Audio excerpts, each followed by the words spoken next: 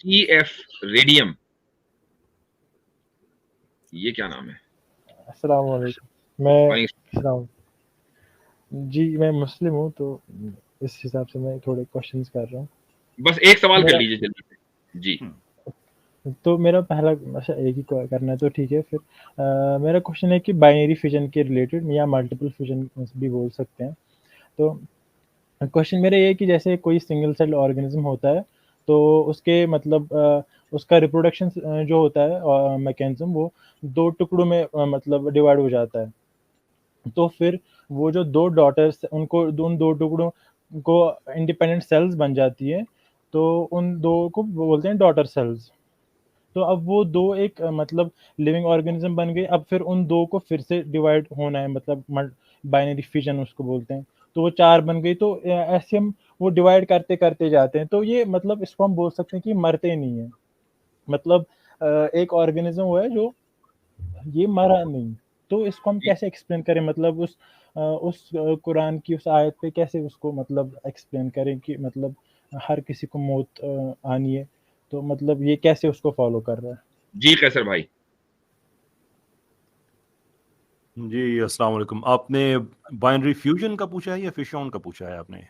Fission जो amoeba में होती है, जैसे सिंगल सेल्ड ऑर्गेनिज्म बहुत से होते हैं। पैथोजेंस में होता है, हाँ, वो डिवाइड होते रहते हैं और फिर आगे वो बढ़ते रहते हैं। तो आप किस पूछ रहे हैं कि कुरान की उस आयत से कैसे करें कि जहाँ पे चीज़ों को जोड़ों में बनाया गया है? नहीं, जैसे हर किसी को मौत का मजा चखना है, ये कुरान की आयत है ना, मतलब कुल्लु नफ्सिन जायकातुल मौत। तो जैसे एक एमोबा है, तो उसके दो टुकड़े हो गए, दो डॉटर सेल्स बन गए। अब वो दो डॉटर सेल्स इंडिपेंडेंटली एक मतलब सेल्स हैं, लिविंग ऑर्गेनिजम्स हैं। अब उन दो सेल्स को फिर से दो हो गए। तो ऐसे यानी कंटिन्यू लाइफ होता जो है रहता है। वो खत्म ना होकर लाइफ तकसीम हो गई है, ये गोया कि आप कहना चाह रहे हैं। तो एक को मतलब कुरान ये कह रहा है कि हर नफ्स, कुरान ये कह रहा है कि हर नफ्स को मौत आनी है। जी जी कैसर भाई। इसमें कहाँ आपको इशू नजर आया है?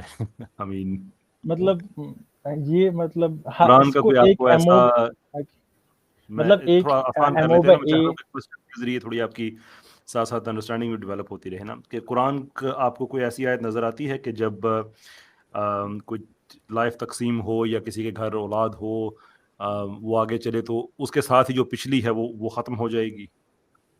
ये आपकी अंडरस्टैंडिंग है इस आयत से? जी नहीं, मैं ये बस मतलब मैं बोल रहा हूँ कि अगर ऑर्गेनिज्म ए है, तो इसके अंदर लाइफ है, ठीक है। अब ये डिवाइड हो गया, एक ऑर्गेनिज्म दो में डिवाइड हो गया। तो अब ये एक ऑर्गेनिज्म को दो लाइफ बन गई। मतलब एक ही ऑर्गेनिज्म के दो मतलब अगर हम इंसान को लेंगे, अगर इंसान के दो टुकड़े करेंगे, for example for a second, तो for the sake of argument, तो अब वो दो इंसान अलग अलग फंक्शन करने लगेंगे। तो फिर उन दो को फिर से दो करेंगे, फिर वो दो अलग अलग करके फंक्शन करेंगे, इंडिपेंडेंटली फंक्शन करेंगे। तो वो हम उस बिगिनिंग पॉइंट को ले सकते हैं ना, कि वो एक ही इंसान था, अब वो चार में डिवाइड हो गया। अब वो चार फिर से डिवाइड करते करते जा रहा है। तो मतलब ये मरता नहीं है ना एसेंशियली। इसको हम बोलते भी हैं कि ये मतलब बायोलॉजिकल इमॉर्टल्स इनको बोला जाता है। इमॉर्टल्स हैं, बायोलॉजिकल इमॉर्टल्स हैं। राइट। पहली बात यह है कि ऐसा तस्वर इस्लाम में नहीं है कि चूंकि एक इंसान जो है अगर उसको हम काट दें तो वो मर जाता है, तो इनको भी ऐसे मर जाना चाहिए। That simply does not apply. ये एक पहली चीज़ अपने जहन में रखें आप। दूसरी ये है कि ये तकसीम दर तकसीम होते रहते हैं, तो इसका मतलब ये नहीं है कि ये कभी ख़त्म नहीं होंगे। फॉर एग्जाम्पल, ये जो आप बात कर रहे हैं ये सिर्फ अमीबा पे नहीं है। आप ट्रिलियंस ऑफ सेल्स आपके जिस्म में मौजूद हैं। ये तो हमेशा ऐसा ही होता है जब सेल की डिवीजन होती है, तो उसमें ऐसा ही होता है कि डेटा जो है एक सेल का, जो जेनेटिक डेटा होता है वो डीएनए से ट्रांसफर होता है एमआरएनए में, वहां से राइबोसोम में जाता है एंड सो फोर्थ, तो वो ट्रांसफर होता रहता है। और जब वो सेल की डिवीजन होती है तो नए सेल में पुराने सेल का डेटा आया हुआ होता है। ये क्रोमोसोम हमारे सारे सेल्स में मौजूद है ना, बेसिकली सबके सब में मौजूद है। अच्छा, तो ये कोई ऐसी सवाल ये है कि जो इन्होंने बात की है इसकी फिशन की, तो जब वो एक सेल दो सेल में तकसीम होता है, तो अभी ये दो सेल बने कि तीन बने? दो से चार, चार से आठ, आठ से 16, ऐसे वो यानी एक सेल जब तकसीम हुआ तो अब वो दो बने। ऐसा नहीं कि एक सेल से दो सेल निकले। नहीं, एक से ही वो तो वो तकसीम हो जाता है ऐसे। अच्छा, ठीक है। और तो इसमें जी जी कहिए। मेरी बात हो गई, आप करिए मुकम्मल। जी تو اس میں ریڈیم بھائی کوئی ایسی ڈیفیکلٹی والی بات نہیں ہے، یہ اللہ تعالیٰ کا یہ فیصلہ ہے، اگرچہ اس کے اسپرچول میننگز اور بھی بہت سے ہیں کہ ہر نفس کو موت کا ذائقہ چکھنا ہے، میرے کو اسپرچول میننگ اس کے یہ بھی ہیں کہ کچھ اور ایک چیز یہ بھی ذہن میں رکھیں کہ اسلام میں ہلاکت اور موت کا کانسیپٹ علیحدہ علیحدہ سے ہے۔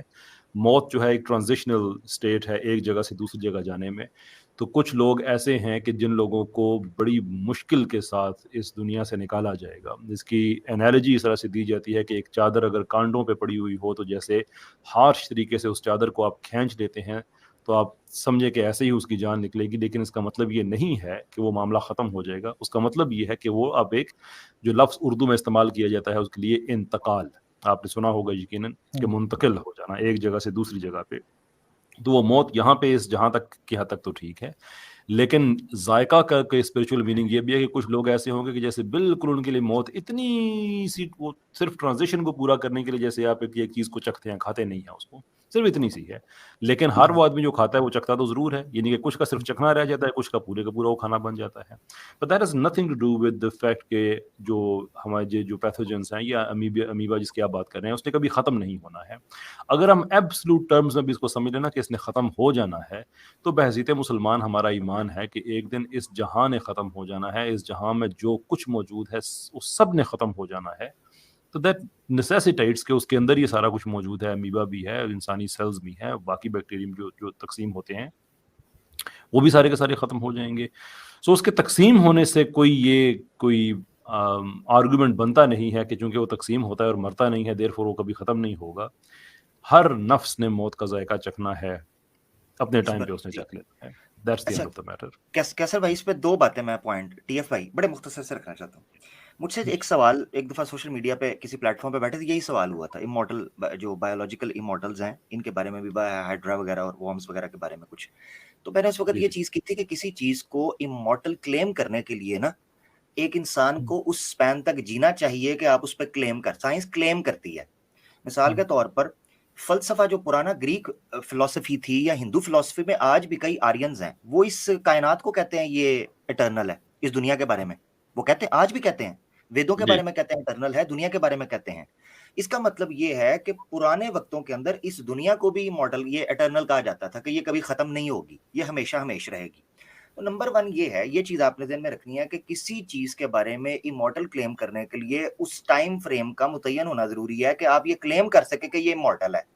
اب مجھے کہ مثال کے طور پر ایک بندہ جو ہے وہ بچہ تھا، ٹھیک ہے، اس کے ارد گرد کے بوڑھوں نے دیکھا وہ زندہ رہا، اس کے بعد ایک اگلی جنریشن آئی وہ زندہ رہا، وہ 100 سال کا ہو گیا، 200 سال کا ہو گیا، 300 سال کا ہو گیا، for the sake of argument, تو کیا کوئی اس کو دیکھ کر جو اس کے ارد گرد کی جنریشن ہے وہ یہ کہیں گے امورٹل ہے؟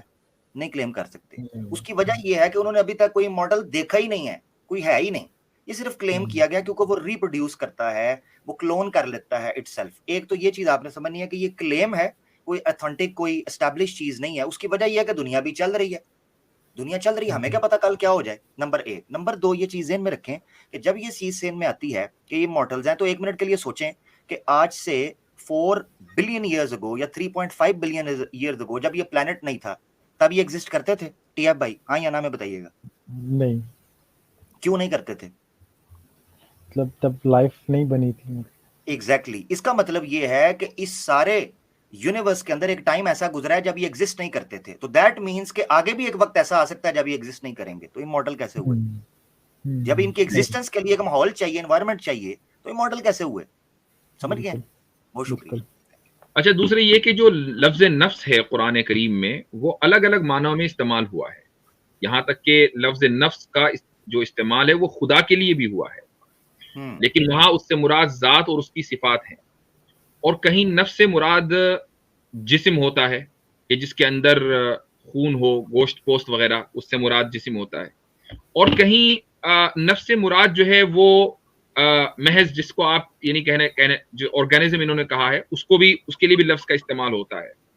تو نفس کا استعمال الگ الگ معنی میں ہے، تو یعنی اچھا روح کو بھی نفس بول دیتے ہیں، تو پھر روح کے اندر بھی الگ الگ طرح کی روح ہے، روح ربانی ہے، روح حیوانی ہے، وغیرہ وغیرہ۔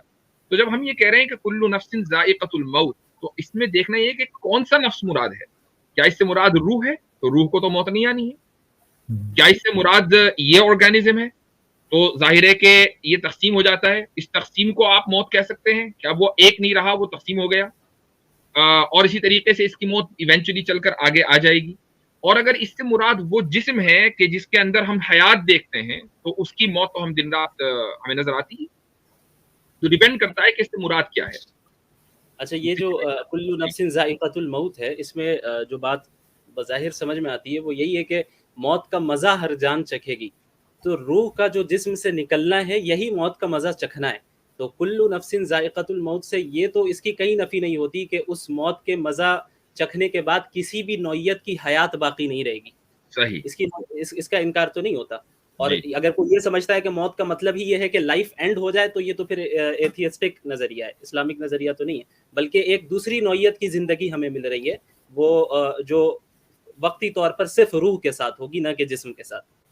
यानी हमारे यहाँ जो मौत का जो तसव्वुर है वो ये है कि रूह रब्बानी का जो अल्लाह ताला इंसान के जिस्म में डालता है, उसका आलम बरज़ख में चला जाना, ये खास किस्म की रूह है जो इंसान के जिस्म में है, और उसके बाद वो जब उसको मौत आती है तो वो अगले आलम में चली जाती है। उसका जिस्म जो है वो मिट्टी में मिल जाएगा, व्हाटएवर जो भी होगा उसका। तो क्या रूह रब्बानी एक सेल में होती है? नहीं होती। तो जब उस सेल में है ही नहीं, तो उसकी जो मौत है वो उसकी तकसीम ही है। जबरदस्त। आयत के अंदर जो कुल्लु नफ्सिन ज़ाइक़तुल मौत है, ये दरअसल उस रूह रब्बानी की बात है कि उसको मौत का मजा चखना है, और उसकी मौत ये है कि जो रूह जिसमें इंसानी के अंदर डाली गई है उसको उससे निकाला जाएगा और उसको अगले आलम में भेज दिया जाएगा। ये हर इंसान के साथ होगा। जबरदस्त, जबरदस्त, माशाअल्लाह। जी, ठीक। ठीक, चलें, शुक्रिया। ठीक है।